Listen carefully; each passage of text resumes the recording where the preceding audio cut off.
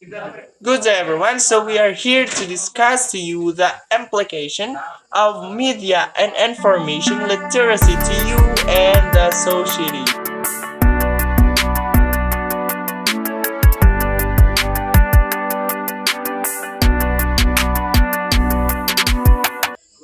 Okay, first, so let's discuss the history of media in the Philippines.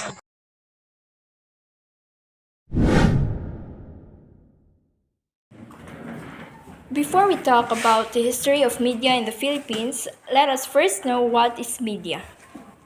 Media, which came from the Latin word medium, is the means of communication such as radio, television, newspaper, and magazines that reach or influence people widely. It has been an existing part of our lives for a very long time. The media development of the Philippines was heavily influenced by the colonial history of the nation and the political movement that happened several years ago. Pre-Spanish era. Starting in the early times of humankind, our ancestors developed system of communication and information dissemination. Filipinos also used materials existing in their environment to write down and record their experiences. The closest to having a broadcast system of information dissemination in this era could be traced in the existence of Umakalova or the town crier. Next is the Spanish era. The print industry in this era, the picture when books, magazines, and newspaper were brought into the country with the colonizers mostly printed in the language that not everybody could speak. This resulted to a social class divide created a highly literate ruling class that held power over the unschooled and uneducated lower class during the Spanish colonial period. Early Filipino revolutionary recognized this literary divide and educated themselves by learning to read and write in their language and in the foreign one as well. This was followed by the making of local newspapers as Filipinos started to free themselves from the colonial masters. The La Solidaridad is the first most popular of the nationalist newspaper published in 1899. We all know that our national hero, Dr. Jose P. Rizal, also wrote his two well-known novels that criticized the Spanish rule, namely Noli Me Tangere and El Filibusterismo.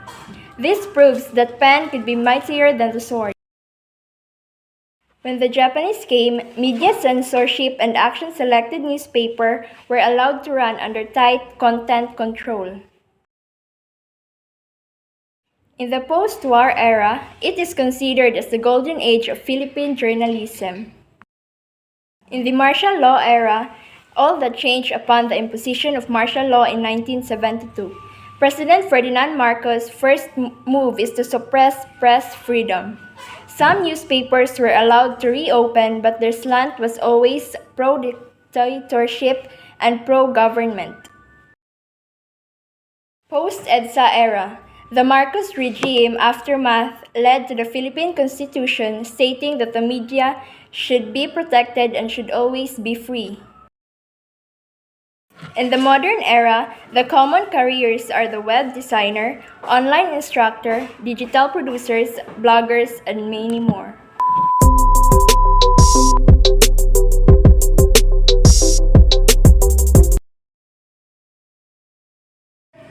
People as media, they share common interest like kanang mga chismis, mga chismusa, mga marites.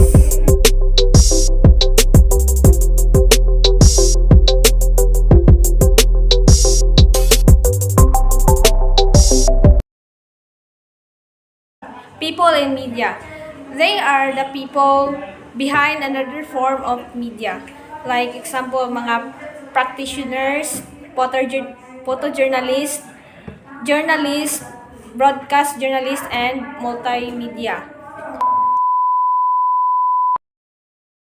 Social media is a catch-all term of a variety of applications that allow users to interact and communicate with each other.